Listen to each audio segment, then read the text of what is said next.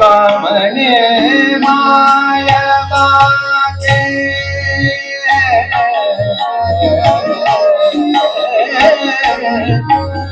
कामने माया बाके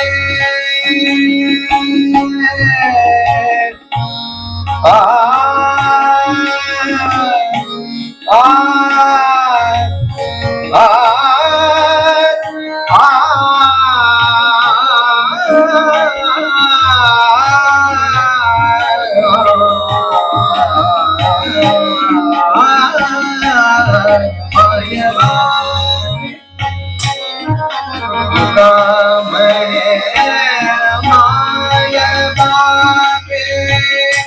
अवघी देवाची स्वरूप अवघी देवाची स्वरूप अवघी देवाची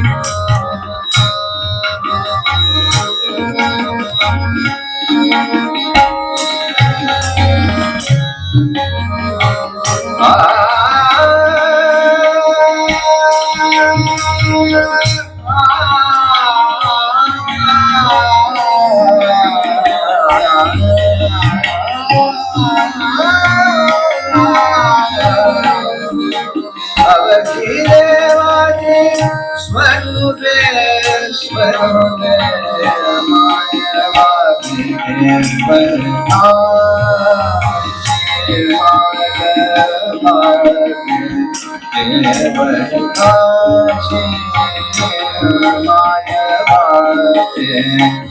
केवल काशी केवल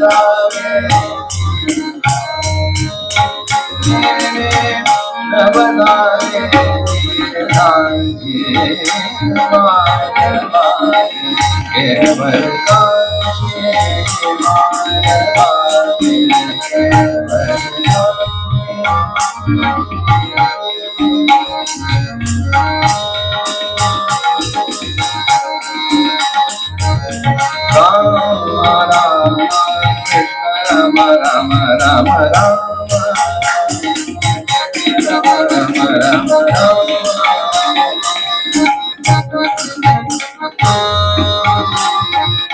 कृष्ण राम राम राम राम राया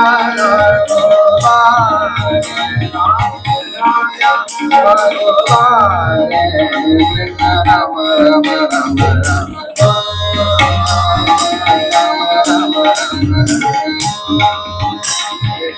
राम राम राम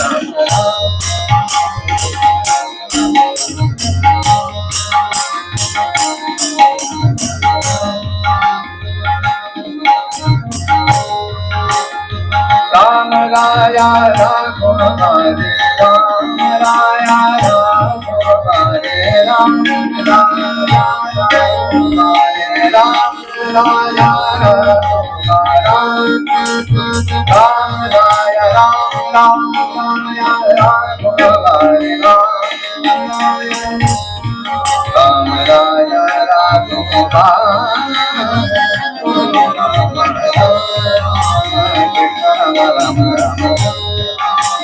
कृष्ण राम राम राम कृष्ण राम राम राम कृष्ण राम राम राम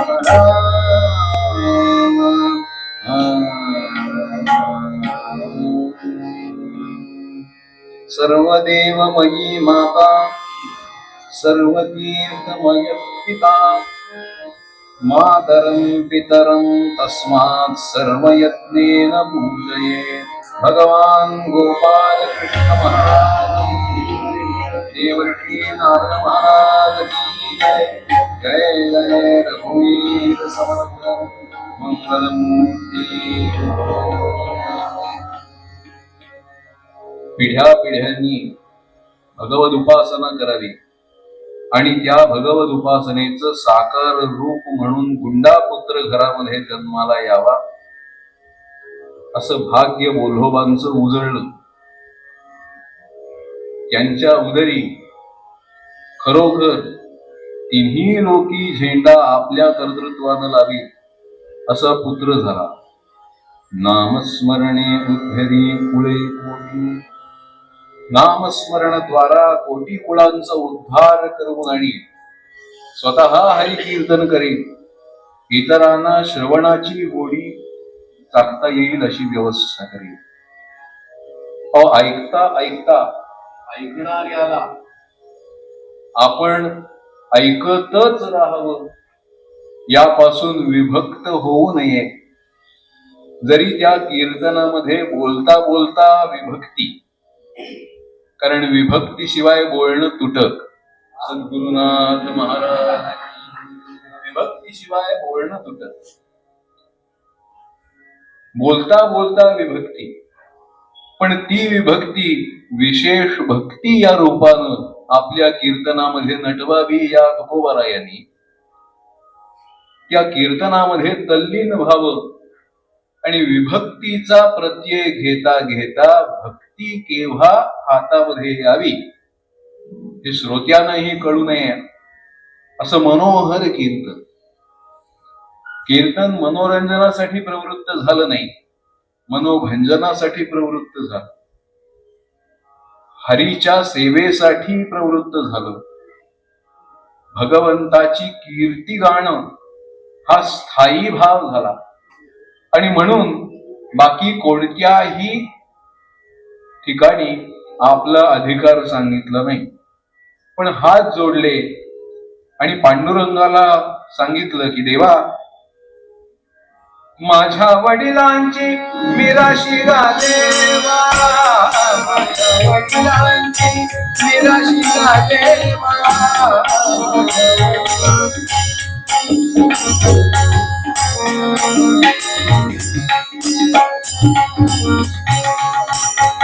माझ्या वडिलांची मिराशी गा देवा, मिराशी गा देवा.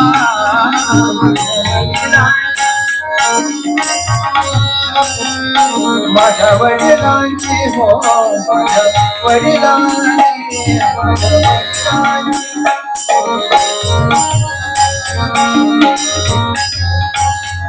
माझ्या वडिलांची मिराशी गा देवा.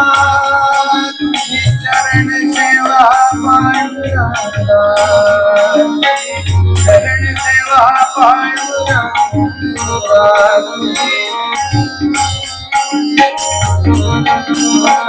तुझे चरण सेवा पांडुरंगा, चरण सेवा पांडुरंगा.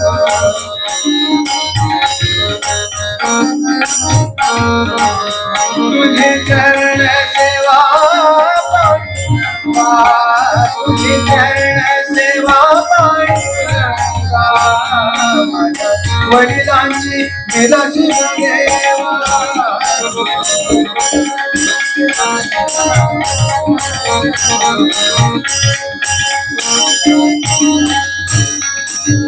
माझ्या वडिलांची मिराशी गा देवा, गा देवा हे देवा. ही माझ्या वडिलांची मिरास आहे.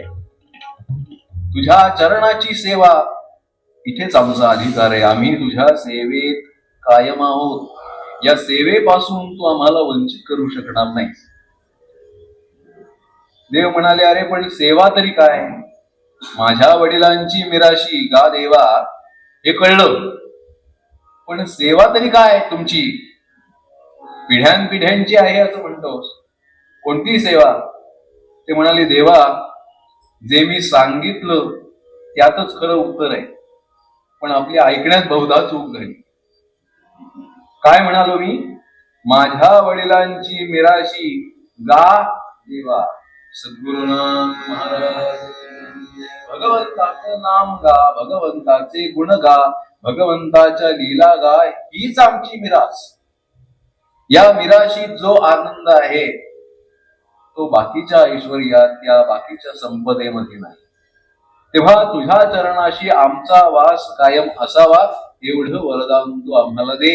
भगवान संतुष्ट झाले आणि त्या भगवंतानी तुकोबारायांना धन्य केलंच, पण त्यांच्या योगानी 42 पिढ्यांचा उद्धार हा झाला नव्हे.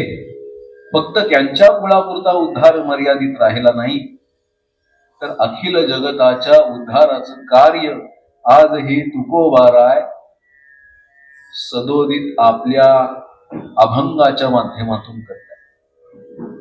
असे तुकोबाराय पूर्वरंगासाठी घेतलेल्या पदामध्ये म्हणाले, माय बापे केवळ काशी तेने न वजावे तीर्थासी.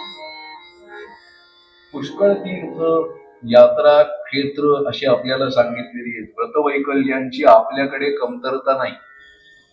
आपण ती किती सांभाळतो, कशी करतो यावर त्याचं फळ आपल्याला कसं मिळणार अथवा नाही हे ठरत असतं.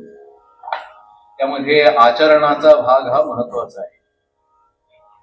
पण अशा व्रतवैकल्यांचा, यात्रांचा, तीर्थांचा विचार जर केला तर त्या व्रतांचं अवलंबन का करायचं, व्रत का घ्यायचं, यात्रेला का जायचं, तीर्थाला जाऊन नेमकं काय करायचं. नाहीतर लोक आता आवडीने वेगवेगळ्या ठिकाणी परिक्रमांना जातात की नाही. सद्गुरुनाथ महाराज काहीतरी 3 वर्ष 3.5 वर्षांची परिक्रमा, पण लोक 1.5 दिवसात सुद्धा करून येतात का नाही? येतात. कोणी गाडीने करतात, कोणी टप्पे ठरवून येतात. तेवढ्या ठिकाणी जाऊन आलो की आमची परिक्रमा झाली म्हणतात, आमची यात्रा झाली म्हणतात. यात्रा आपण करतो, पण यात्रा करता करता यात्रा काय सांगते याच्याकडे आमचं लक्ष नाही. कशासाठी यात्रा? आपल्याकडे 2 शब्द आहेत. एक शब्द आहे यात्रा आणि दुसरा शब्द आहे जत्रा. 2 शब्द आहेत. गावची असते जत्रा आणि तीर्थाची असते ती यात्रा. जत्रा का, तिला जत्रा का? ती सांगते आपल्या नावात जात राहा ती जत्रा. आणि जी आपल्या नावानं सांगते की या तरा तिला म्हणतात यात्रा. यात्रेचं प्रयोजन काय? इथे जाऊन भवातून तरण्याचा विचार करायचा आहे. जी काही पाप आहे त्या पापातून मुक्ती मिळावी यासाठी ते करायचं आहे. म्हणजे शास्त्रीय भाषेमध्ये सांगायचं तर प्रायश्चित्त हे तिथे जाऊन आपल्याला करायचं आहे. गंगेचं स्नान केलं, नर्मदेचं स्नान केलं, गोदावरीचं स्नान केलं. कालच गोदावरी जयंती झालेली आहे आणि रथसप्तमीच्या दिवशी नर्मदा जयंती, म्हणून या पुण्य नद्यांची नावं मुद्दाम घेतात. नुसत्या नामाचं श्रवण घडलं तरी सुद्धा पुण्य मिळतं असं ज्यांचं महात्म्य, त्या नद्यांचं स्नान घडलं आणि ते सुद्धा विधियुक्त घडलं. म्हणजे पौषातल्या अमावास्येला, मौनी अमावास्या म्हणतात, त्या अमावास्येला किंवा मकर संक्रांतीच्या दिवशी जर गंगेचं स्नान घडलं तर नेहमीपेक्षा कैक पटीनं पुण्य प्राप्त होतं. आहे ना, लोक तिथे स्नानाला जातात का नाही? जाणारे आहेत. पूर्वी म्हणत असत की काशी सजावे नित्य वदावे, कारण बहुधा काशी यात्रेकरता जे जायचे ते परतोनी माघारी यायचे नाही. एकदाचाच प्रवास तो. कारण पायी यात्रा, खडतर यात्रा असं स्वरूप असायचं आणि त्याचं विधिविधान आहे. म्हणून त्या काशीमध्ये जाऊन कसं राहावं, कोणत्या देवतांचं दर्शन घ्यावं, कुठून कुठपर्यंत चालावं, काय आहार असावा वगैरे, ती काशी पंचक्रोश यात्रा वगैरे वगैरे आहे. आता आपण त्याच्यामध्ये फार जायला नको. पण तो जर क्रम चुकला तर काशी यात्रा झाली असं होईल का? तर नाही होणार. मग ती यात्रा झाली नाही, ते पर्यटन झालं. आणि पर्यटनापेक्षा देशाटन चांगलं, पर्यटनापेक्षा देशाटन चांगलं, आणि देशाटनापेक्षा यात्रा करणं, तीर्थाटन करणं हे जास्त चांगलं. सद्गुरुनाथ महाराज. पर्यटनामध्ये नियम नाहीये, यात्रा या शब्दाच्या बरोबरीनेच नियम आहे. काही बंधनं पाळायची आपली आपल्यावरच,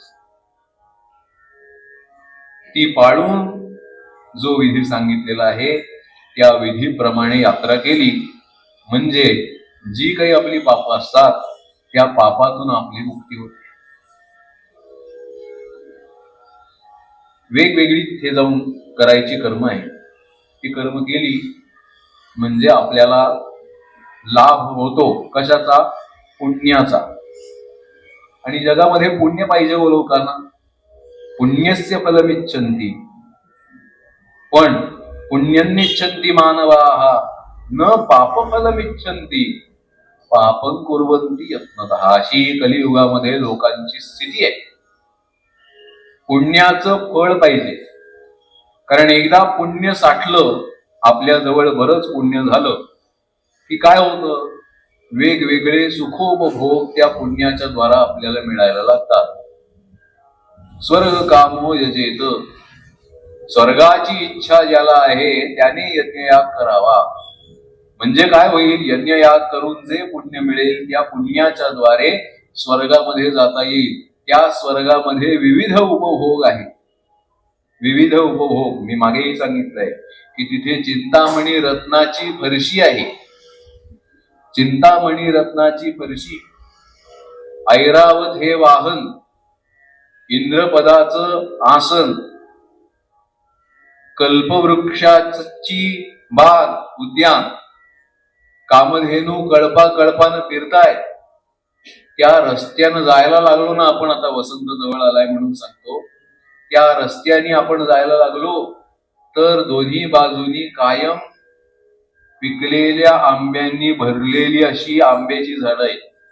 बघा, तोंडाला पाणी सुटलं की नाही. रस्त्याचं वर्णन हे आहे. रस्ता इतका सुंदर आहे. बरं, कोणी बाहेरून 3-4 दिवस लोक येणार आहेत म्हणून चांगला केलेला वगैरे नाही, तो कायमचाच आहे. सद्गुरुनाथ महाराज कायमचा आहे, सुंदर रस्ता. त्या मार्गाने जाता जाता सुद्धा माणसांना, जीवांना इथेच थांबावं, या वृक्षाच्या खालीच थांबावं असं वाटावं, असा खऱ्या अर्थाने महामार्ग आहे, महामार्ग. त्या स्वर्गामध्ये गेल्यानंतर तिथे नित्य कशाचं पान? अमृताचं पान, अमृतचा खायला मिळतं. वायू हा तिथे दूतासारखं काम करत असतो. असं जिथलं वैभव आहे तो स्वर्ग कुणाला नको वाटेल? सर्वांना हवा वाटतो. पण तो स्वर्ग मिळायचा असेल तर पुण्य पाहिजे. स्वर्गातले भोग प्राप्त व्हायचे असतील, दिव्य भोग जर प्राप्त व्हायचे असतील तर काय करायचं? आपलं पुण्य खर्चायचं आणि उपभोग, अशी परिस्थिती आहे. म्हणजे असं आहे की पुण्य करून जरी स्वर्गामध्ये गेलो तरी सुद्धा त्या उपभोगाच्या नादी लागल्यानंतर त्यातलं पुण्य सगळं संपतं आणि क्षीणे पुण्ये मर्त्य लोकम विशंती अशी अवस्था होते. पुन्हा इथे यावं लागतं. ही परिस्थिती आहे. मी सांगतोय आपल्याला का, की पुण्याने मिळतं ते उत्कृष्ट आहे, पापाने मिळतं ते निकृष्ट आहे. त्यामुळे निकृष्ट नको, उत्कृष्ट असावं. पण त्यासाठी करावे लागणारे कष्ट करायला माणसं तयार नाहीत. आणि जे करू नये म्हणून सांगितलं आहे ते मात्र प्रयत्नपूर्वक करतात, अशी जगामध्ये स्थिती. अशा लोकांची अवस्था पाहिली तुकोबारायांनी आपल्या डोळ्यांनी, आणि तुकोबाराय म्हणाले, अरे मूढानो, इकडे तिकडे भटकण्यापेक्षा एक करा. काय करा? यातनं मुक्त होण्याचा प्रयत्न करा, यातून बाहेर पडण्याचा प्रयत्न करा. त्याशिवाय या नरदेहाला येऊन तुमचं सार्थक झालं असं होणार नाही. मग एक जण म्हणाला की का हो महाराज, काशी यात्रेला जावं का? कारण कालच ऐकलं मी, जो काशी यात्रेला जातो, जो काशी यात्रा करतो, त्याचं सगळं पाप भैरव भोगतो. जर असं असेल तर आपली पापातून मुक्ती होण्याकरता काशी यात्रेला जावं. एकदा आपण तिथे गेलो म्हणजे आपल्याला जे मिळायचे ते मिळेल. तुकोबाराय म्हणाले, चुकलास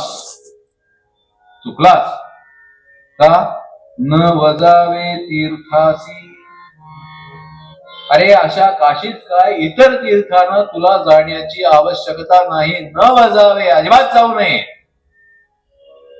अहो म्हणाले, म्हणजे तुम्ही तर शास्त्राच्या विरोधात बोलायला लागला. शास्त्र एकीकडे म्हणतंय यात्रा करा, शास्त्र एकीकडे म्हणतंय तीर्थाला जा, तीर्थाटन केल्याने तुम्हाला पुण्य मिळेल. तुम्ही म्हणताय पुण्यकारक कृती हातून घडेल असं पहा आणि तीर्थाला जाऊ नका. म्हणजे काय? एकीकडे म्हणताय गोडी चाखा आणि लगेच मागून सांगताय पण साखर खायची नाही. सद्गुरुनाथ महाराज हे कसं? उत्कृष्ट अन्न ग्रहण करावं असं म्हणताय आणि लगेच म्हणताय दूध कधी पिऊ नका. हे कसं? असं जर आपण वागलो तर काय हाती लागेल? आम्ही तुम्ही सांगताय तसं केलं तर हाती काय पडेल आमच्या?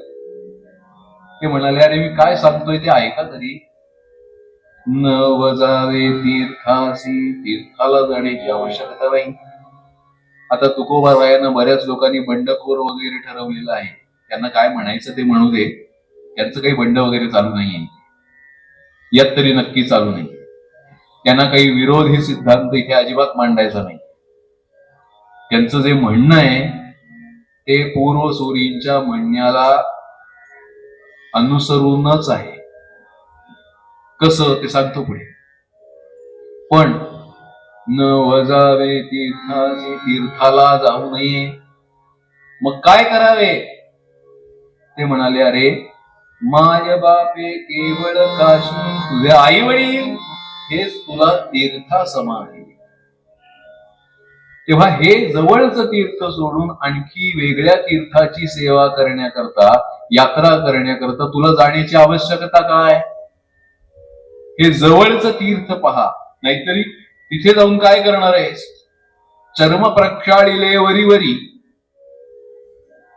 तीर्थ को सब करे, देव पूजा करे, वासना नाम रे, कैसे के भवतरे. जर तिथे जाऊन वासनाच मरणार नाहीये तर तिथे जाऊन एवढे कष्ट करून उपयोग काय रे बाबा? काया धोबे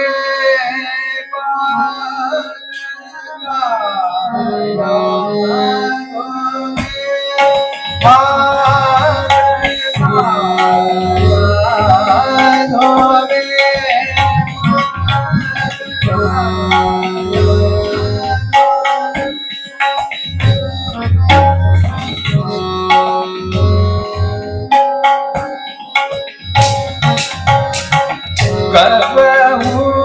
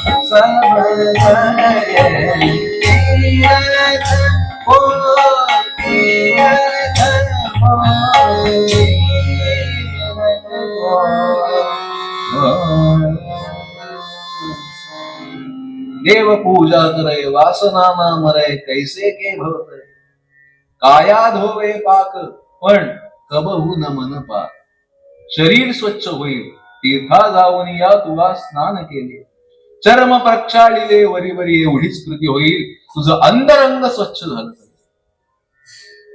त्याशिवाय तुला शांती समाधान खऱ्या अर्थानं पुण्य हे प्राप्त व्हायचं नाही हे लाभ व्हायचे असतील तर त्याकरता काय झालं पाहिजे सेवा घडली पाहिजे आणि यात्रेमध्ये सेवा ही प्रधान आहे यात्रेमध्ये सेवा ही प्रधान आहे म्हणजे आपण इतरांकडून घेणं हे नाही आपण इतरांची करायची सद्गुरुनाथ महाराज भरपूर काही घेऊन गेलो आपण यात्रेला मध्ये भूक लागेल रस्ता बराच आहे अंतर इतकं आहे मॅपवर असं दाखवले आहे जायला बराच वेळ लागणार आहे 4 लाडू असलेले बरे दात जर मध्येच दुखायला लागले तर एक गोळी बरोबर घेऊन ठेवूया सगळंच संपलं तर ओझ्यापेक्षा पैसे जवळ याला यात्रा म्हणत काया धोवे पाक कबहू न मन पाक याच्यामध्ये मन स्वच्छ होणं वासनेचा जो लेप झालेला आहे तो नाहीसा होणं हे जेव्हा होईल तेव्हा खरी यात्रा झाली असं म्हणायचं त्याच्याकरता सेवा आवश्यक आणि ती सेवा तीर्थाला आणखीन दुसऱ्या कोणत्या जाऊन करण्याची आवश्यकता नाही तुकाराम महाराज म्हणतात आई आणि वडील ही जन्मानं मिळालेली 2 तीर्थ तुझ्या जवळ आहेत त्यांची सेवा करून राहा त्या तीर्थांची सेवा करून राहशील तर काय होईल सर्व लाभ तुझ्या घरी येतील सर्व लाभ घरी येतील आता तुकोबारायांचं हे म्हणणं ज्ञानोबारायांच्या म्हणण्याचं अनुसरण करणार आहे काय म्हणाले महाराज सकल तीर्थाची ये धुरे सकल तीर्थाची ये धुरे जिये का माता पितरे दया सेवेसी तीर शरीरे लोण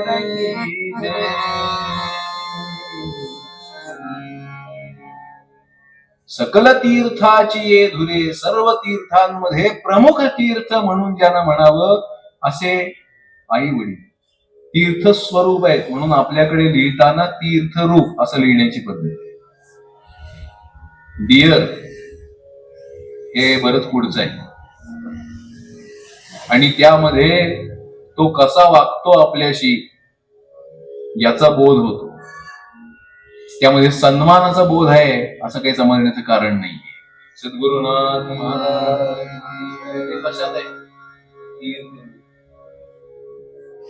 माननीय सन्माननीय श्री रारा यात ते सगळं आहे तेव्हा तीर्थरूप असं म्हणण्याची पद्धत का माऊली म्हणाले तीर्थाची धुरे जिये का माता पितरे तया सेवेशी शरीरे लोण की त्यांच्या सेवेसाठी आपला देह झिजवावा म्हणजे दुसरं तप करण्याची आवश्यकता नाही या माता पित्यांच्या सेवेमध्ये देह झिजला म्हणजे काय घडलं माऊली म्हणाल्या शारीर तप झालं सद्गुरुनाथ महाराज याला शरीराकडून घडणारं तप असं म्हणतात. मग हे तप करण्यासाठी आणखीन वनाचा, घाटांचा, नदीचा, देवालयाचा, व्रताचा आसरा करण्याची गरज काय आहे?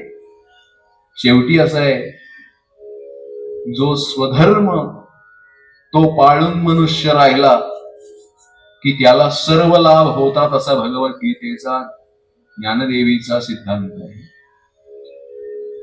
कारण सहयज्ञाः प्रजाः, यज्ञासह या प्रजा निर्माण केलेली आहे.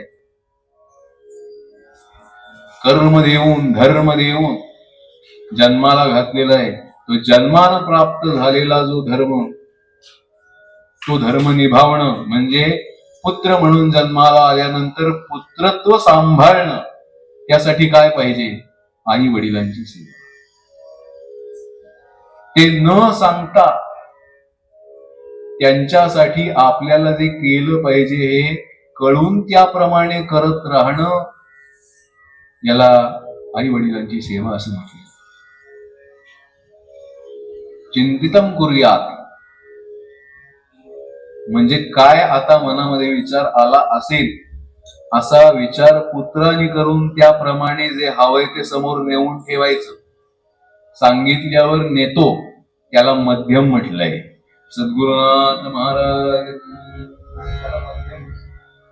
तेव्हा उत्तम व्हायचं असेल तर काय करायला पाहिजे? आजच्या भाषेमध्ये वेवलेंथ जुळली पाहिजे. सद्गुरुनाथ महाराज हे हृदयीचे ते हृदयी कळलं पाहिजे. अहो इतकं कधी कळतं? केव्हा कळेल? तेवढी श्रद्धा निष्ठा असेल तर. आता असं सगळं बोलायला लागल्यानंतर आपण कीर्तन ऐकणारे श्रोते आहोत. मनामध्ये विचार येईल की एकीकडे नावडे धनजन माता पिता, भक्ता ऐसे जाणा जे देही उदास गेले, आशा पाश निवारुनी विषय तो त्यांचा झाला नारायण, नावडे धनजन माता पिता असं एकीकडे म्हटलंय. आणि दुसरीकडे म्हणतात माय बापे केवळ काशी, तेणे नव जावे तीर्थासी. म्हणजे दोन म्हणण्यामध्ये विसंगती आहे का नाही? विरोध आहे.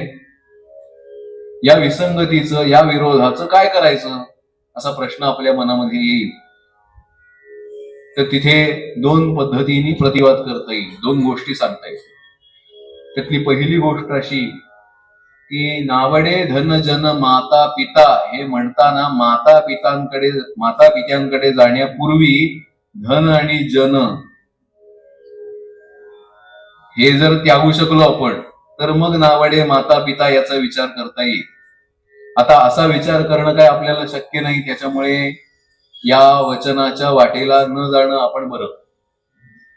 आणि दुसरं त्याचं स्पष्टीकरण असं आहे की ते मोक्षाला साह्यभूत नाहीत म्हणून आवडत नाही. सद्गुरुनाथ महाराज. कारण विषय तो त्यांचा झाला नारायण. नारायण हाच त्यांचा विषय झालेला आहे. आपला विषय हाच नारायण झालेला असतो. सद्गुरुनाथ महाराज. संबंध हेच आपले नारायण. पण त्यांच्यासाठी नारायण हाच एक विषय. म्हणून धन जन माता पिता हे काहीही आवडत नाही. मोक्षासाठी आड येतात म्हणून प्रसंगी त्यांनाही त्यागण्याची भाषा भक्ताच्या भूमिकेतून तुकोबारायांनी केली. तिथली भूमिका वेगळी आणि इथे जी भूमिका आहे ती सत्पुत्राची, तपस्वियाची. म्हणून तुकोबाराय म्हणाले माय बापे केवळ काशी, तेणे न वजावे तीर्थाची. तीर्थाला जाण्याची आवश्यकता नाही, त्याऐवजी आई वडिलांची सेवा करून घ्या. असं जर केलं तर काय होईल? कुंडलिके काय केले परब्रह्म उभे केले. कुंडलिकाने काय केलं? आई वडिलांची सेवा करण्यामध्ये आपला काळ व्यतीत केला, वेळ रात्रीची. आणि त्या समयाला कोणीतरी दारात येऊन उभं राहिलंय याची जाणीव झाली. अशी जाणीव झाल्यानंतर उठून जाणं तर शक्य नाही. म्हणून वळून पाहिलं, तो साक्षात परब्रह्म तिथे येऊन उभं राहिले, दारामध्ये येऊन उभं राहिले. त्या परब्रह्माकडे पाहिलं, हात जोडले आणि म्हणाले, देवा आपण इथवर आला. भगवान म्हणाले, अरे निर्गुणाचा सगुण झालो. कशासाठी? तुझ्यासारख्या भक्तांसाठी. पण पुंडलिकानं म्हटलं, देवा मी तुमची सेवा केली नाही, तुमची काही सेवा केली नाही. मी मंदिरात आलो नाही, रावळात आलो नाही. मला मुनींच्या सांगण्याप्रमाणे जे काही कळलंय त्याचा अनुनय करत मी इथे माझ्या घरात असतो. मी दुसरीकडे कुठे जात नाही. तुमची सेवा करायला तर कधीच आलो नाही, तरी माझ्यावर का प्रसन्न झालास? भगवान म्हणाले, अरे तुझे आई वडील आणि मी यांच्यात अजूनही तुला अंतर वाटतं का? यात अजूनही तुला भेद वाटतो? तू आई वडिलांची इथे राहून जी सेवा करतोस ती सेवा दुसऱ्या तिसऱ्या कुणाला नाही, मला येऊन मिळते, मला पावते. म्हणून इथे आलो. आता आज तरी बोलावशील का नाही? ते म्हणाले, नाही थांबा जरा, आई वडिलांची सेवा करतोय. पायचे पितो माय पित्याचे, पायचे पितो माय पित्याचे, पायचे पितो माय पित्याचे, पायचे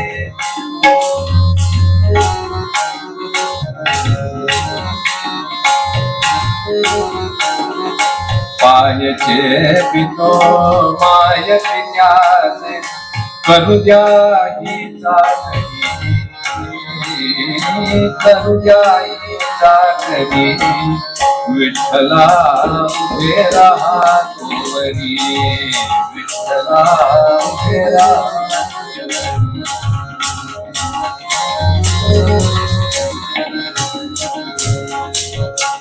पायचे पितो माय पित्याचे, करू द्या ही चाकरी, विठ्ठला उभे राहा तोवरी, विठ्ठला उभे राहा तोवरी. तोवर थांबा, ही सेवा होत नाही तोपर्यंत थांबा. आई वडिलांना नीज येत नाही तोपर्यंत थांबा.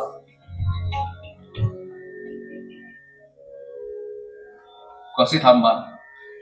म्हणून आपल्या जवळ आई वडिलांचे पाय अंग शेकण्याकरता घेतलेली वीट होती. ती वीट भगवंताच्या दिशेने फेकली आणि त्या विटेवर देव उभे राहिले. पुंडलिके काय केले, परब्रह्म उभे ठेले. तर साक्षात परब्रह्म त्या पुंडलिकाची सेवा पाहून त्याच्यावर संतुष्ट झालं. तैसा होई सावधान, असा सावधान आणि काय कर, हृदयी हरी नारायण, तसा तू सावध हो.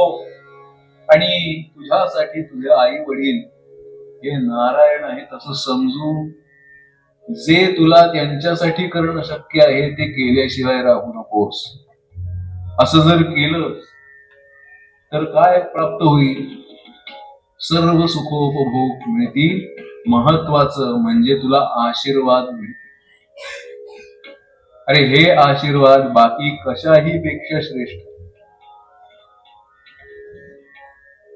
मुख्य म्हणजे तुझ्या सद्वर्तनानं तुझ्या आई वडिलांना धन्यता प्राप्त होईल. ती धन्यता बाकी काहीही देण्यापेक्षा श्रेष्ठ आहे. सद्गुरुनाथ महाराज, तेव्हा तू तुझं कर्तव्य करीत राहा. अशा कर्तव्यामध्ये जर राहिलास तर त्यांनी जो तुला लाभ होईल तो दुसऱ्या कशानेही होणार नाही. कारण तुझे आई वडील हे कसे आहे तर देव आणि तीर्थ स्वरूप आहे. म्हणून सर्व प्रयत्न करून तू आई वडिलांची सेवा कर. बा देवा, अशी सेवा करून जर राहशील तर सर्व लाभ तुझ्या घराला येतील आणि दुसरीकडे कुठेही तुला जाण्याची आवश्यकता राहणार नाही. असा आशय सांगताना पूर्वरंगासाठी घेतलेल्या पदामध्ये तुकोबाराय सांगतात. याचं विवरण पुष्कळ करता येईल, पण आपल्याकडे वेळेची मर्यादा आहे, म्हणून पूर्वरंगात इथे थांबतो.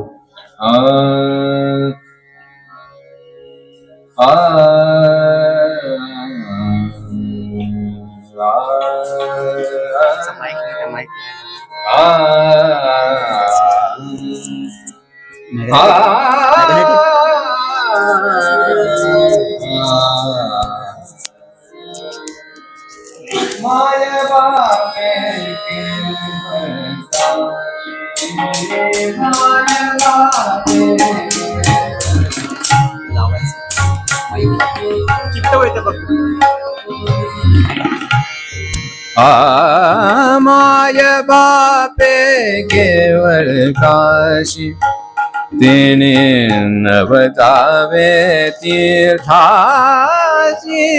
माय बापे केवळ काशी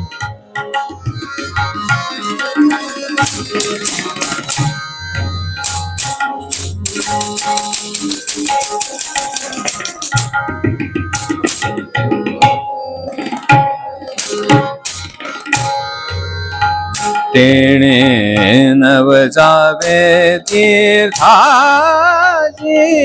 माय बापे केवळ काशी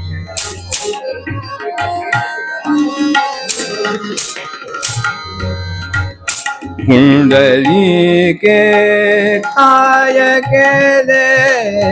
पुंडली के काय केले.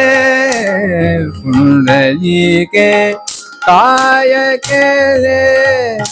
परब्रह्म उभे ठेले. परब्रह्म उभे ठेले.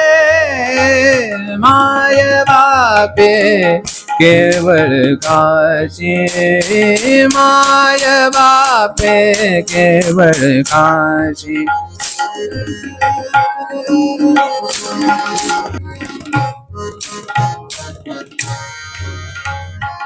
तैसा होई सावधान. तैसा होई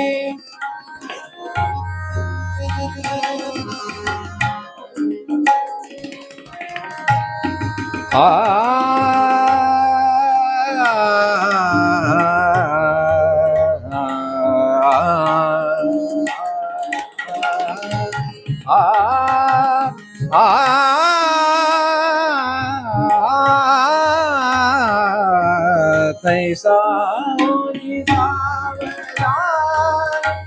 हृदय धरी नारायण नारायण. माय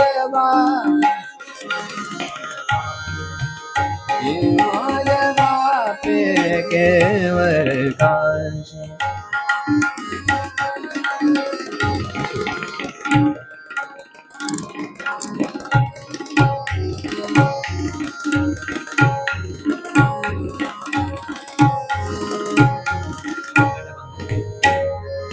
तुका म्हणे माय बापे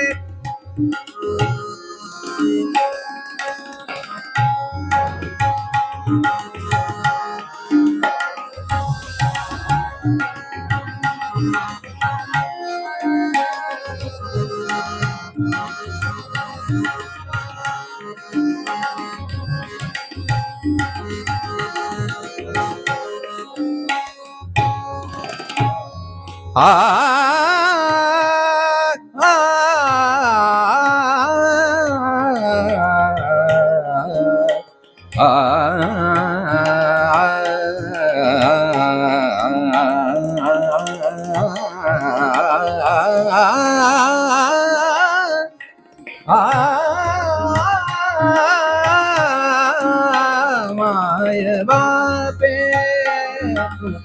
म्हणे माय बापे अवघी देवाची स्वरूपे अवघी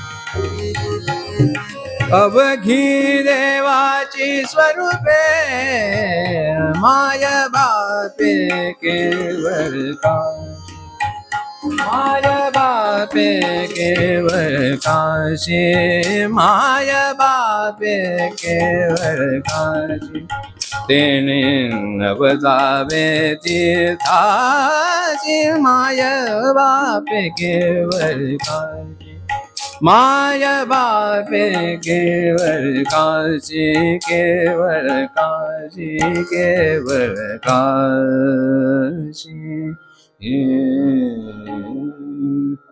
तानोम तानादिर तोम तन तन देर नादिम तदानी जी तन तानोम तानादिर तोम तन तन देर नादिम तदानी जी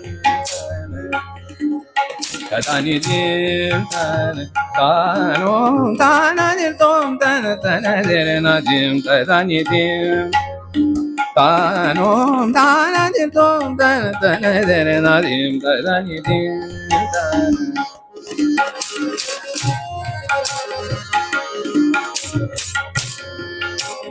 तानोम तानादिर तोम तन तानादिर तोम तन तानादिर तोम तन तन देर नादिम तदानी जी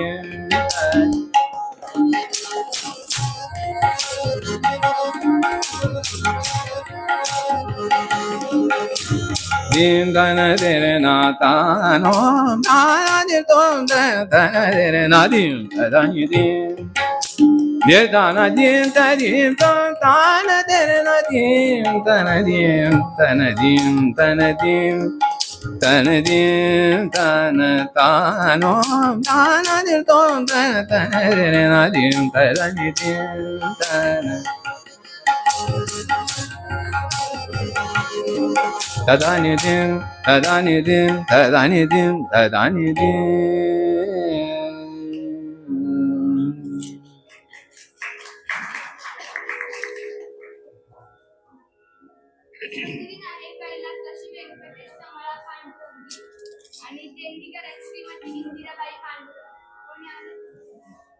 वाढदिवस आहे पराग प्रभाकर सवडकर आणि देणगीकार आहे ज्योती सवडकर.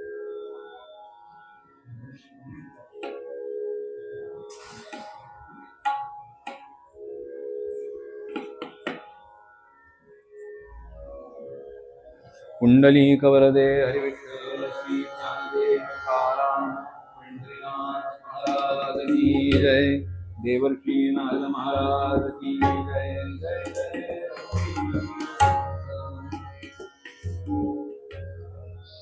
नमस्कार.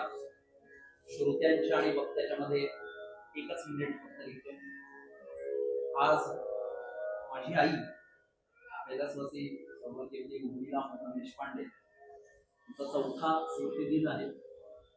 आणि एक विचित्र योग असा की आजच माझ्या वडिलांचा, त्यांचं गेल्या वर्षी निधन झालं, त्या माझ्या वडिलांचा आज तिथीने वाढदिवस असतो.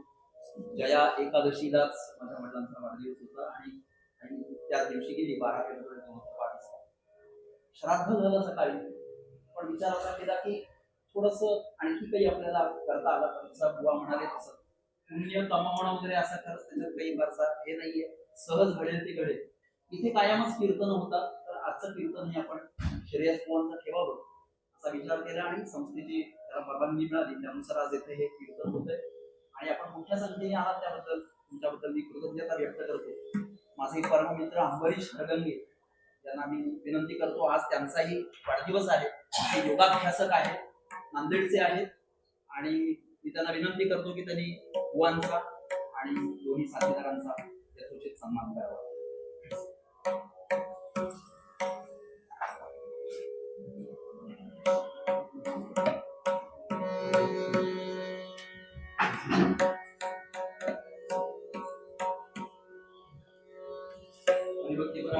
श्रेयस बुवा कुलकर्णी. देवर्षी नारद महाराज की जय. अतिशय उत्तम अशी संवादिनीची साथ करतायत श्रीमान उदय शाहपूरकर काका. सद्गुरुनाथ महाराज की जय. मोठे कलाकार आहेत, पण श्रेयस बुवांचं कीर्तन आहे म्हटल्यानंतर पटकन माझ्या पहिल्या फोनला हो म्हणाले आणि इतकेच उत्तम तबल्याची साथ करणारे आमचे परममित्र श्रीमान उपेंद्र शितू महर्षी वेदव्यास मुनी महाराज की जय. स्वामी वरदानंद भारती परंपरेतले एक साधक माधव काका खिरे हे अनायसे ते उपस्थित होते, त्यामुळे मी त्यांच्या हस्ते त्यांच्याकरवी तिथे हार घातलेला आहे. धन्यवाद. पुढे कीर्तन. म्हणणारे पद म्हणणारे मोदींनी म्हणणार होती पण काय म्हणणंच.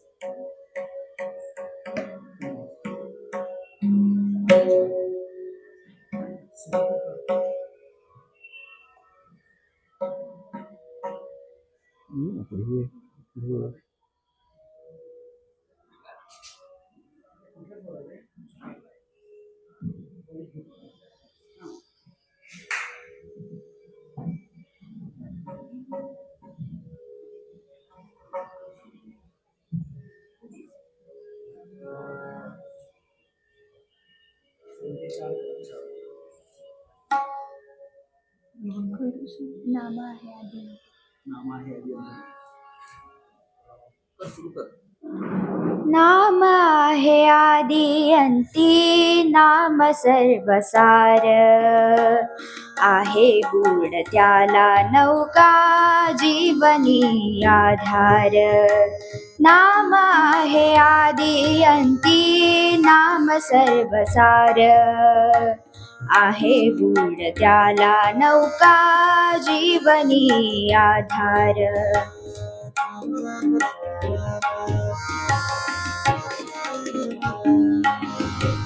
नामे तरिले पतित तरिले पाषाण. नामे तरिले पतित तरिले पाषाण. नामे कोई आसी दिधले मुनी पद जाण. नाम जाय संचिताचा पूर्व बडीवार आहे गूढ त्याला नौका जीवनी आधार. आहे गूढ त्याला नौका जीवनी आधार. नाम आहे आदि अंती, नाम सर्वसार आहे गूढ त्याला नौका जीवनी आधार.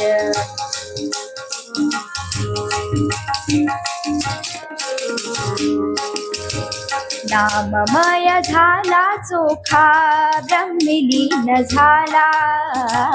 अजामेळ पाप राशी वैकुंठास गेला. तेथे उभे पंढरीचे घेऊनी आकार. आहे गूढ त्याला नौका जीवनी आधार. आहे गूढ त्याला नौका जीवनी आधार.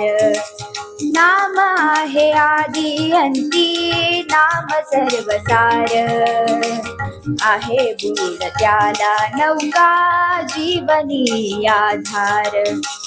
आहे गूढ त्याला नौका जीवनी आधार.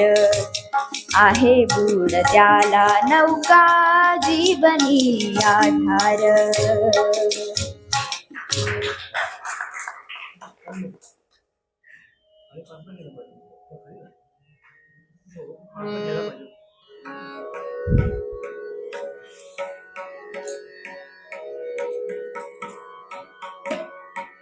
जाऊ दे का, नाहीतर काय मी बेसूरच आहे.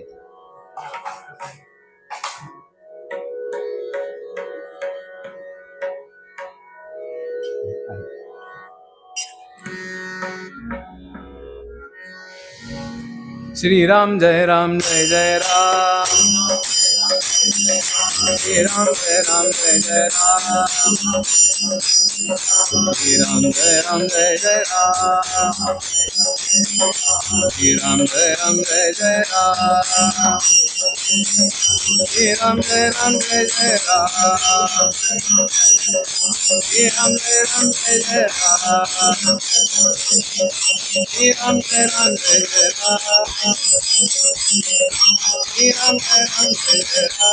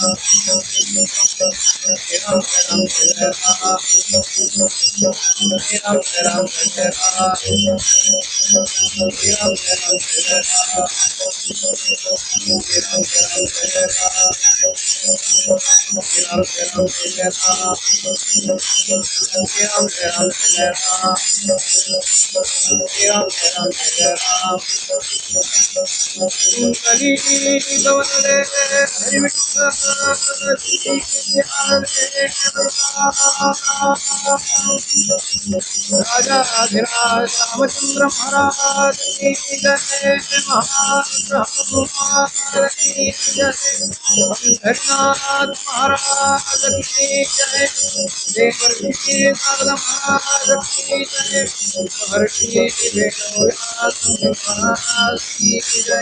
जय जय रघुवीर मंगलमूर्ति मोरया। तप चालू होतं अत्यंत कठोर. त्या तपाचा परिणाम म्हणून त्या वनातलं वैर संपलं, वैराचा नाश झाला अशी स्थिती.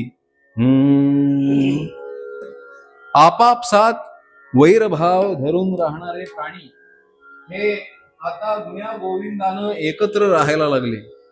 वृक मृग करी हरी उरग शिखंडी, वृक मृग करी हरी उरग शिखंडी, वृक मृग करी हरी उरग शिखंडी, व्याघ्र वत्स मिल गए, व्याघ्र वत्स मिल गए, वृक मृग करी हरी उरग शिखंडी, वृक मृग करी हरी उरग शिखंडी.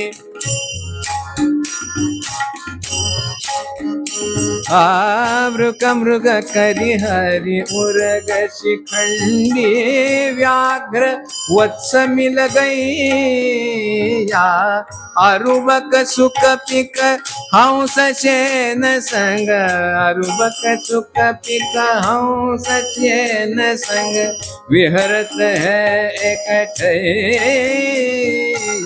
साधु जी राजा राम कहो जी, साधु जी राजा राम. वृक मृग करी हरी उरग शिखंडी, सर्प आणि मोर, सिंह आणि हाती असे परस्परातलं वैर विसरून तिथे राहायला लागले. व्याघ्र वत्स मिल गैया, वासरू आणि वाघाचा बछडा हे सुद्धा एकत्र येऊन तिथे राहायला लागले. असा त्या तपश्चर्येचा जनांवर झालेला परिणाम तर मनावर काय झाला असेल विचार करा. शरीर क्षीण झालेलं होत. वाढे वल्मिक देह भाग धरून, कृष्णोरगे दंशिले, शरीरावर वारुळ तयार झालेलं होतं. त्या वारुळामध्ये सर्पांची वस्ती, त्या सर्पांनी दंश करावेत, फुत्कार करावेत. वाढे वल्मिक देह भाग धरुनी, कृष्णोरगे दंशिले, वेढिले छडिले. असं जरी झालं तरी शांतिरूपी अमृत प्राप्त झालेला असा तो योगी तपश्चर्येमध्ये निमग्न होता. परिणाम असा की दंश करण्याच्या निमित्ताने का होईना मुनींच्या शरीराशी ज्यांचा संग आलेला आहे अशा सर्पांनाच दिव्य देह प्राप्त व्हावेत असा क्रम त्या वनामध्ये सुरू होता. आणि या दिव्य तपानं देवता संतुष्ट झाल्या. अस्थिपंजर झालेल्या त्या देहाला संजीवन देण्याकरता स्वतः इंद्र ब्रह्मदेव असे तिथे येऊन पोहोचले. मुनींकडे आपल्या कृपादृष्टीनं पाहिलं मात्र आणि शरीर पूर्ववत व्हायला लागलं. डोळे उघडले, हात जोडले गेले नकळत आणि म्हणाले, महाराज आपण इथपर्यंत आलात? आलो आलो आलो म्हणजे आपल्या तपश्चर्येनं आम्हाला इथपर्यंत आणवलं. बोला मुने, काय हवं आपल्याला, काय देऊ? ते म्हणाले, देवा तुम्हाला जे योग्य वाटेल असं मला काहीतरी द्या. शेवटी मी पडलो माणूस आणि आपण पडला देव. तेव्हा माणसापेक्षा देवाला जास्त कळतं. त्यात आपण इंद्र म्हणजे देवेंद्र. तेव्हा मला काय मिळावं हे तुम्हाला नक्की कळतं. जे माझ्या योग्य असेल असं मला प्रदान करा. ते म्हणाले, तसं नाही, तुम्हाला काय हवं ते सांगा. एवढं तप केलंय, तुमच्या इच्छेप्रमाणे देऊ. बोला काय हवंय? आता मात्र मुनींनी विचार करायला सुरुवात केली. काही क्षण विचार केला, हात जोडले आणि मुनी उठून उभे राहिले आणि म्हणताय, देवा विद्याधर पद द्यावे, मला विद्याधर पद द्या, मला उपदेव करा. विद्याधर पद द्यावे, व्हावे हे सर्व विश्व मदधीन. विद्याधर पद द्यावे, व्हावे हे सर्व विश्व मदधीन. मुनिवर मागे ऐसा, मुनिवर मागे ऐसा, मुनिवर मागे ऐसा. आणि मग अस्तु दे विधी जयास मदधी न. ज्याची बुद्धी अहंकार रहित झालेली आहे अशा ब्रह्मदेवांनी तथास्तु म्हटलं, तथास्तु म्हटलं. आणि त्या मुनींना विद्याधर पद प्राप्त झालं, अधिकार मिळाला. आता ज्या तपानं आपल्याला हे प्राप्त झालेलं आहे ते तप असंच सोडून द्यावं असा विचार मात्र त्या क्षणी मुनींच्या मनामध्ये मुळीच आला नाही.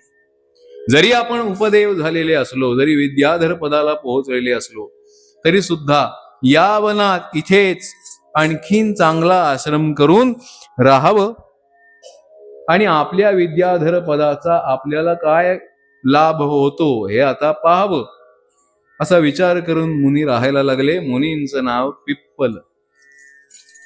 मुनी त्या वनामध्ये निवास करू लागले.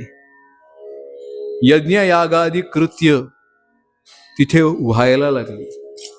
साळींचा घृताचा गंध आसमंतामध्ये पसरून देवेंद्रांपर्यंत आहुती घेऊन जायला लागला.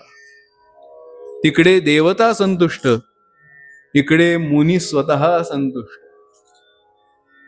पण तरीही याच्या जीवनामध्ये काहीतरी अपरिपूर्णता आहे असा विचार ब्रह्मदेवांना स्वस्थ बसू देत नव्हता. शेवटी धाता तो अंतःकरण माऊलीचं सद्गुरुनाथ महाराज कळवळलं ते अंतःकरण आणि विचार मनामध्ये आला की वेळीच जर सावध केलं नाही तर आता हे पाणी वेगळ्या वळणानं वाहे. तसं होता कामा नये. ऊर्जा योग्य ठिकाणी वापरली गेली पाहिजे, शक्तीचा सदुपयोग झाला पाहिजे, पदाचा गैरवापर होता कामा नये.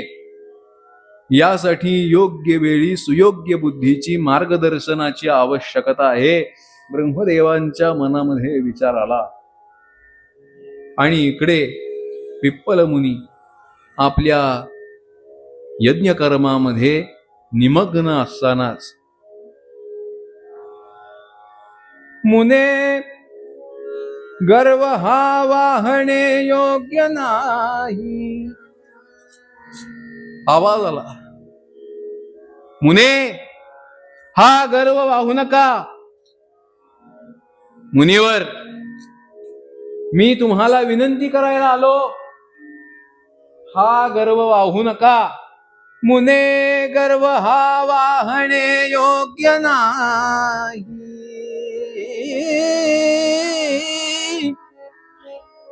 दोनदा कानावर आल्यानंतर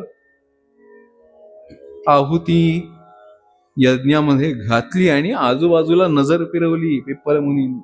कोण आहे? कोण मला सांगतोय इथे?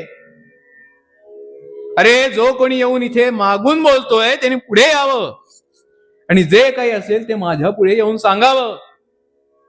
एवढं धैर्य नव्हतं तर इथे यायचं साहस करायचं नव्हतं. आलाय तिथपर्यंत तर पुढे ये. कोण आहे तो? असे शब्द आल्यानंतर उडत उडत उडत उडत उडत उडत त्या सरसाच्या तीरावर सारस येऊन उभा आहे. स्थिर झाली त्याची पावलं. त्या सारसाकडे पाहिलं आणि म्हणाले, अरे बाबा, तू सारस, पण या सगळ्यात तुला काय रस? इथपर्यंत आलास तू. मी इथे 6 रस सोडून राहणारा.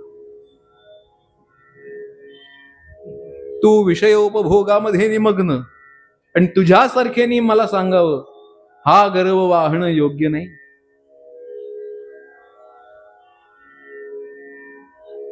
तो म्हणाला, मुनिवर, माझा देह सारसाचा पण वाणी मनुष्याची, यात काही दैवी आहे असं आपल्याला आतापर्यंत कळलं नाही. हेच दुर्दैव आहे.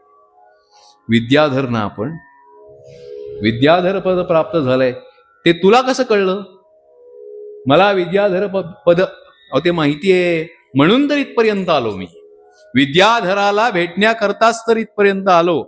पण जो विद्याधर असतो, ज्यानं विद्याधर व्हावं त्यानं मदधर होऊ नये. त्यानं मदधर होऊ नये. त्याने अहंकार वाहू नये. अरे, पुन्हा पुन्हा तू बोलतोयस हे. तिसऱ्यांदा आता म्हणालास हा गर्व वाहणं योग्य नाही. मुनिवर, अंतःकरणामध्ये अजूनही गर्वाला जागा आहे.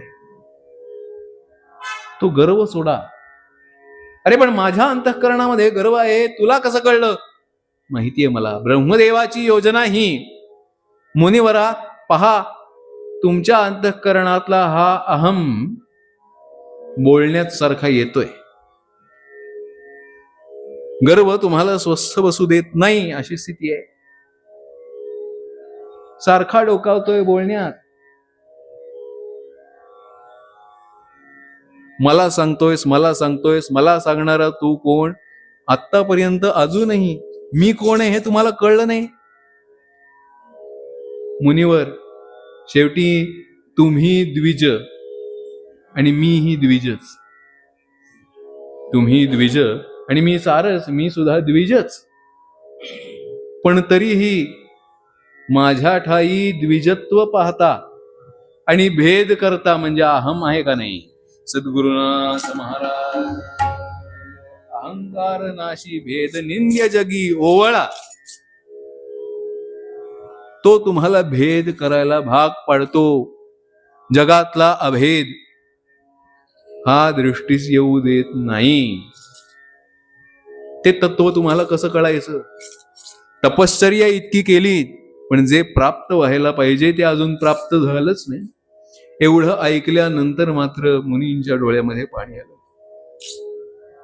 मुनींच्या डोळ्यामध्ये पाणी आलं. हात जोडले आणि म्हटलं, अरे, मग यातून बाहेर पडण्यासाठी मी काय करू? यातनं बाहेर पडण्यासाठी काय करायचं ते तरी सांग. मुनिवर, आपण एक करा. इथून निघा आणि मी सांगतो तिथवर जा. कारण तुम्हाला सर्व सिद्धी प्राप्त झालेल्या असल्या तरी पराचीन काय याचं ज्ञान अजूनपर्यंत झालेलं नाही. सर्व वश्यात्मकी सिद्धी तुम्हाला अजूनही प्राप्त झालेली नाही. ती प्राप्त व्हायची असेल, पराचीन जाणायचं असेल, अर्वाचीनाच्या पलीकडे जायचं असेल तर मी सांगतो ते करा. काय करू? अहो मी सांगतो तिथे गेलात ना म्हणजे तुम्हाला ज्ञानप्राप्ती होईल. कोण आहे तिथे? बाल्यकाली त्या ज्ञान जागले, बाल्यकाली त्या धादीना धादीना धादीना, बाल्यकाली त्या ज्ञान जागले, जे तसे तुला यावई भले, जे तसे तुला यावई भले, बाल्यकाली त्या ज्ञान जागले, जे तसे तुला यावई भले, नचन को करू गर्व व्यर्थ हा, नचन को करू गर्व व्यर्थ हा, शरण जाऊनी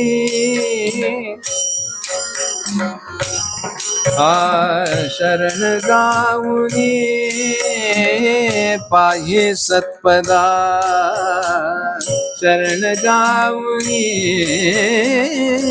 पाहि सत्पदा, शरण जाऊनी पाहि सत्पदा.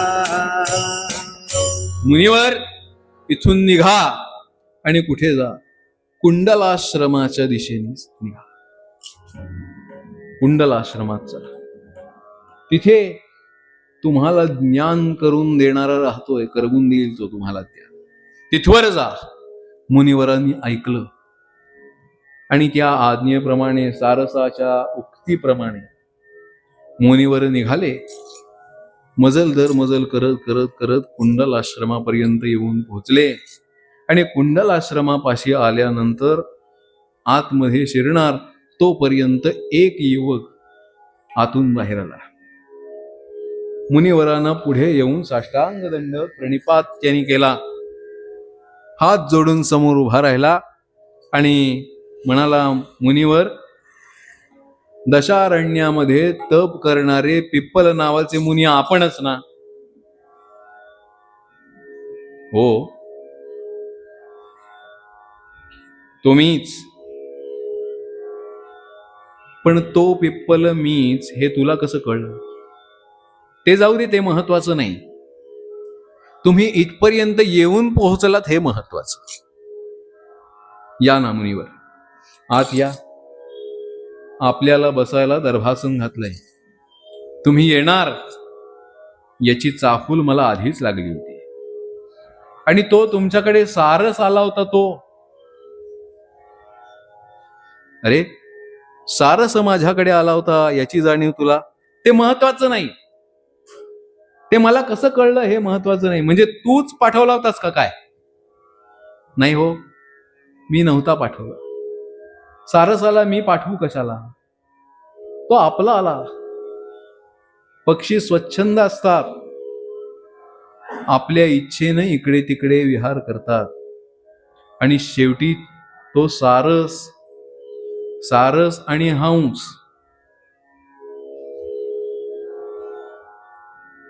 हे काही वेगळेच पक्षी नाहीत का? अहो, हंसानं परमहंसत्व सुचवावं, सारसानं रसिकता सुचवावी. पण ते सगळं न पाहता तुम्ही रागावलात ना, त्याच्यावर संतापलात ना.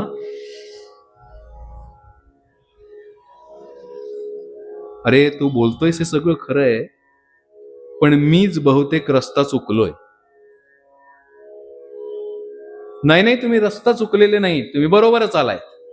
तुम्हाला कुंडलाश्रमात यायला सांगितलं होतं ना, हाच कुंडल मुनींचा आहे. पण मग कुंडल मुनी कुठे आहेत? आहेत ना आतमध्ये. आतमध्ये आहेत. आता तुम्ही येणार म्हणूनच तर इथपर्यंत मी येऊन पोहोचलो होतो. एरवी त्यांना सोडून मी कुठे जात नाही. म्हणजे तू त्यांचा शिष्य का? तू त्यांचा शिष्य? तसं म्हणा हवं तर. शिष्य मी त्यांचा. या मुनीवर आतमध्ये या. अहो लगबगीनं हा युवक आतमध्ये गेला आणि मुनी या आश्रमामध्ये प्रवेश करते झाले. तो कुंडल मुनींचा जीर्ण झालेला असा देह, जरा जर्जर झालेली अशी तनू, त्या तनूची सेवा करता करता करता आपल्या हाडाची काड करणारा हा त्यांचा पुत्र आहे याचा सुगावा त्यांना. हात जोडले आणि विचारलं, बाळा, अरे आतापर्यंत एवढं ज्ञान तुझ्या मुखानं मला मिळालं. तू कुंडल मुनींचा पुत्र ना? हा, हे अगदी बरोबर बोललास. हे अगदी बरोबर बोलला. आणि मुनीवर, तुम्हाला मघाशी ज्या सगळ्या खुणा सांगितल्या ना मी, त्या खुणा यांच्या कृपेनंच सांगितल्या. त्या सारसाचं येणं, तुमच्या अंतःकरणामध्ये गर्व होणं, तो गर्व दूर करण्याचा प्रयत्न सारसानं करणं, तुम्ही इथपर्यंत येणं, हे सगळं मला कसं कळलं असं तुम्हाला जे वाटतंय, ते या माझ्या आई वडिलांच्या सेवेनं मला कळले. अरे पण या वयात तुला पराचीन जाणता येतं? सारस म्हणाला, पराचीन जाणायचं असेल तर कुंडलाश्रमात जा, ते तुला जाणता येतं. मला सांग बाळा, काय केलंस तू? जर जाणता येतच असेल, तुला सर्व वश्यात्मकी प्राप्त झालेली असेल, तर ही सिद्धी तू कशी प्राप्त केलीस? काय तपश्चर्या केलीस? किती हजार वर्षपर्यंत तप केलंस? बोल, कोणत्या अरण्यामध्ये, वनामध्ये बसला होतास? कुणी तुला मार्गदर्शन केलं? छे छे छे छे छे छे. मुनिवर, मी तपश्चर्या वगैरे काही केली नाही, तप केलं नाही. मग मघाशी मी म्हटलो ते योग्य आहे, माझी वाट चुकली. नाही मुनिवर, अजून माझं बोलणं पूर्ण झालं नाही. अजून माझं बोलणं पूर्ण झालं नाही. तुम्ही म्हणता तसं तप मी केलं नाही. तुम्ही म्हणता तसा वनात जाऊन मी राहिलो नाही. तुम्ही म्हणता तसा माझा देह मी कष्टवला नाही. तुम्ही म्हणता तशी व्रत वैकल्य करण्यामध्ये मला धन्यता आजपर्यंत वाटलीच नाही. अरे म्हणजे सगळा शास्त्रार्थ झुगारून तू आपल्या मनाला येईल तसं वागत राहिलास आणि सिद्धी प्राप्त झाली तुला. कसं शक्य आहे हे? सारसानी मला काहीतरी चुकीचं सांगितलं. निघालो मी इथून. नाही मुनी, थांबा. मुनिवर थांबा. तुम्हाला देवेंद्रांकडून विद्याधर पद प्राप्त झालंय ना? आता मात्र मुनींची पावलं पुन्हा वळली मागे. हेही तुला माहितीये? हो माहितीये, हे माहितीये. आणि तुम्हाला चमत्कारच बघायचा असेल तर त्या देवतांनाही इथे बोलाव. तुम्ही इथे बोलावतो. हात जोडले, देवेंद्रांचं, ब्रह्मदेवाचं स्मरण केलं आणि देवेंद्रांसह सर्व देवता त्या ठिकाणी उपस्थित झाल्या. आपल्याला तप करून ज्यांचं दर्शन घडलं ते देव स्मरण मात्रे करून या आश्रमामध्ये या बालकासाठी उपस्थित झाले. याचा अचंबा वाटला मुनींना पुन्हा एकदा. आणि मुनींनी आता देवतांना हात जोडून विचारलं, महाराज, आपण इथपर्यंत आलात, कशानं आलात? कसे काय इथपर्यंत आलात? अरे यांनी इच्छा केली आणि आम्ही पूर्ण करायची नाही, हे आम्हाला शोभतंय का? असा हा कोण? देवपुत्र का आणखीन कोण आहे? कोण हा? अरे हा सत्पुत्र आहे, सत्पुत्र. मुनिवर, हा सत्पुत्र आहे, हा सच्छिष्य आहे, हा योगी आहे, हा तपस्वी आहे. याच्यासारखा अधिकार आजपर्यंत कोणाचा नाही, भविष्यात कोणाचा होणार नाही. त्याच्या करता आम्ही इथे येणं हे आमचं कर्तव्य आहे. बरं झालं आपणही इथपर्यंत आला, म्हणून तुमची आमची लवकरच परत भेट घडली. बोल ऋषीपुत्रा, काय देऊ तुला, काय देऊ? देवेंद्रांचे शब्द ऐकले, ब्रह्मदेवाचे शब्द ऐकले, हात जोडले त्या सुकर्म्यानं आणि सांगितलं, देवा दुसरं तिसरं मला काही देऊ नका, मला कोणतंही पद नको, धनसंपत्ती काही नको, विषयाची आस माझ्या अंतःकरणामध्ये अजिबात नाही. आज मी स्मरण केल्यानंतर आपल्याला इथे येण्याची बुद्धी झाली. एवढा जो माझा अधिकार मला प्राप्त झाला तो ज्यानं मिळाला ते मला द्या, ते मला द्या. पिप्पल मुनींना वाटलं होतं की आता तरी याच्या बोलण्यातून कोड्याचा उलगडा होईल, यांनी काय केलंय ते. पण इथे पण कोड्यातच बोलतायत दोघ जण, काही कळे ना हो. कपाळावर आठ्यांचं जाळं पसरलेलं, रेषांचं जाळं पसरलेलं ते पाहिलं. त्यांच्या जवळ आला तो सुकर्मा आणि म्हटलं, मुनिवर इथे बसून मी काय केलं हे पाहिजे ना तुम्हाला. तुम्ही जे पाहिलं तेच मी आजपर्यंत करत आलो. म्हणजे काय केलं? मातृपितृ पद पंकज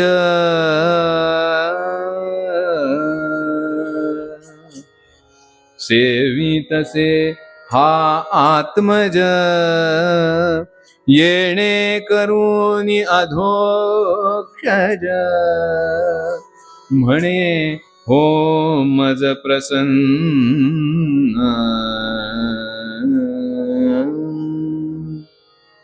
या आई वडिलांच्या सेवेमध्ये निमग्न राहिलो मी आजपर्यंत, आणि त्या सेवेचा परिणाम म्हणून देवता आज या आश्रमाला आपलं स्वरूप दाखवण्याकरता आल्या. मुनिवर, तुम्ही जे आजपर्यंत तप केलं ते तप गर्व दूर न करता, वासना दूर न करता, मनाची शुद्धी न होता त्याची परिपूर्ती झाली आहे असं समजावं कसं? ओ, तप करण्याकरता वनात, क्षेत्री, तीर्थावर जाण्याची गरज नसते मुनिवर. जन्मानं आपल्याला प्राप्त झालेल्या आपल्या आई वडिलांची सेवा करण्यात आपला देह झिजवला असतात तरी सुद्धा आपली तपश्चर्या पूर्ण झाली असती. कारण शास्त्राचं सांगणं आहे, माय बापे केवळ काशी, तेणे न वजावे तीर्थासी. आपले आई वडील ही तीर्थ आपल्या जवळ असताना त्यांना सोडून दुसरीकडे जाण्याचं कारण काय? अशी सेवा करण्यामध्ये जर निमग्न व्हाल तर तुम्हाला पराचीन जाणता तर येईलच, पण सर्व वर्षात्मकी सिद्धी ही प्राप्त होईल. आणि खरं सांगतो मुनिवर, ही सिद्धी प्राप्त होणं यात काही विशेष नाहीये. प्राप्त झालेली सिद्धी विसरून वागता येणं हे प्राप्त, यात जास्त कौशल्य आहे. ते प्राप्त व्हायचं असेल तर काय कराल? आई वडिलांच्या सेवेत राहा. त्यांच्या सेवेनं तुम्हाला सारे लाभ प्राप्त होतील एवढंच सांगण्याकरता विधाता त्या सरोवराच्या तीरावर सारसाचं रूप घेऊन आला होता. उलगडा झाला, खूण पटली आणि पिप्पल मुनींनी त्या दिवसापासून पुनश्च आपल्या आश्रमामध्ये जाऊन आपल्या आई वडिलांची सेवा करण्याचं निश्चित केलं. तुकोबाराय म्हणाले, तुका म्हणे माय बापे अवघी देवाची स्वरूपे, माय बापे केवळ काशी, तेणे न वजावे तीर्थासी. इति शम भैरवी म्हणून आणि भगवंताकडे दान मागून सुप्रसन्न असणाऱ्या देवर्षी नारदांची आरती आपण करूया. आज या ठिकाणी श्रीमान राघवेंद्र देशपांडे यांनी आपल्या आईच्या पुण्यतिथीनिमित्त आणि वडिलांच्या जयंतीनिमित्त असं कीर्तन आयोजित केलं आणि त्या आयोजनाप्रमाणे इथे हे कीर्तन पूर्ण होत आहे, ही भगवद इच्छा आहे. तेव्हा यद रोचते तद्ग्राह्यम, यन्न रोचते तत्सकलम त्याज्यम. त्यांनी म्हटलं की बुवा प्रसंग असा आहे, तेव्हा या प्रसंगाला अनुलक्षून विषयाची मांडणी केली तर बरं होईल. नाहीतर कीर्तन वास्तुशांतीचं आख्यान लंका दहनाचं तसं व्हायला नको. विचार केला थोडा. मी म्हटलं होतं ब्रह्मचैतन्य महाराजांचं चरित्र सांगेन, कारण उद्या त्यांची जयंती आहे. तेव्हा त्यांचं चरित्र सांगेन असा विचार केला होता, कारण त्यांच्या आई वडिलांचं दोघांचंही श्रद्धास्थान ब्रह्मचैतन्य महाराज होतं, म्हणून तो विचार केला होता. पण त्याहीपेक्षा हा विषय आपल्या पुढे मुद्दाम मांडावा असं वाटलं. वेळ कमी पडलाय मला, पण त्या वेळात जे आपल्या पुढे सांगता आलं त्याचा प्रयत्न केला. पद्मपुराणातली ही कथा आहे आणि औचित्य असं आहे की त्यांच्या आईंची पुण्यतिथी आणि वडिलांची जयंती हे तर आहेच, पण या अभंगामध्ये ज्या पुंडलिक मुनींचा उल्लेख आहे, त्या पुंडलिकांची यात्रा आता पंढरपुरामध्ये 3 दिवस असते. माघ महिन्यामध्ये ही माघ वारी आहे. तेव्हा आज त्या वारीचा मुख्य दिवस आणि त्या निमित्ताने पुंडलिकाचं स्मरण करता यावं, मातृपितृभक्ताचं स्मरण करता यावं, हा त्याच्या मागचा एक अंतस्थ हेतू. तो हेतू भगवदिच्छेनं पूर्णत्वाला जातो याचा मला आनंद आहे. दोन्ही साथीदार उत्तम आहेत. संवादिनीची साथ करणारे उदयजी शहापूरकर आणि तबल्याची साथ करणारे उपेंद्रजी शेतूत, या दोघांनीही गेले एक पावणे 2 तास मला सांभाळून घेतलं आणि कुठेही तालात स्वरात चुकू नये याची सगळी व्यवस्था त्यांनी केली. त्यांच्याविषयी मी कृतज्ञता व्यक्त करतो. आपणही सर्वजण इथे उपस्थित आहात आणि घड्याळाचा काटा हा थोडा पुढे गेलेला आहे, पण तरी मानेचा काटा सरळ ठेवून तुम्ही कीर्तन ऐकण्यामध्ये रत राहिलात. आपल्याही विषयी कृतज्ञता व्यक्त करतो. हे देवर्षी नारदांचं मंदिर कीर्तनाच्या निमित्ताने असंच सदोदित भरतं राहावं एवढी नारदांच्या चरणाशी प्रार्थना करतो. तुकाराम महाराजांनी जेवढं मागणं मागितलं तेवढं मागणं मागूया आणि सुप्रसन्न असणाऱ्या भगवंताची आपण आरती करूया.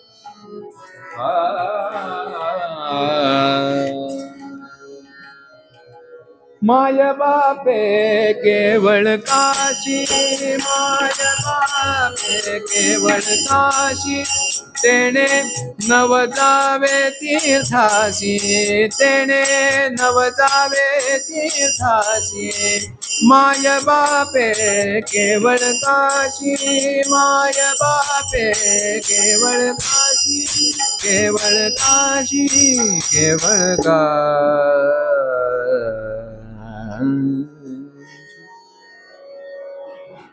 भगवंताची कृपा या देशपांडे कुटुंबावर तर राहावीच. त्यांची मुलगी मोदिनी ही आता 10वीला आहे. तिलाही परीक्षेमध्ये चांगलं यश प्राप्त व्हावं, सुयश प्राप्त व्हावं अशी कामना प्रार्थना भगवंताच्या चरणाशी करतो. या पूर्ण परिवारावर देवतांची, गुरूंची, मुनींची, संतांची, ऋषींची आणि त्यांच्या आई वडिलांची कृपा ही कायम राहावी अशी नारदांच्या चरणाशी प्रार्थना करतो. भगवंताजवळ आपण मागणं करूया आणि आरती करू. हे भावा गुण गायीन आवडी, हे जी माझी सर्व धरे मुक्ती धन संपदा संतदे घातला, तुका म्हणे गर्भवासी तुझे घालावे अंग. गुण गायीन आवडी, हे जी माझी सर्व जोडी, माझी सर्व जोडी, हे जी माझी सर्व जोडी.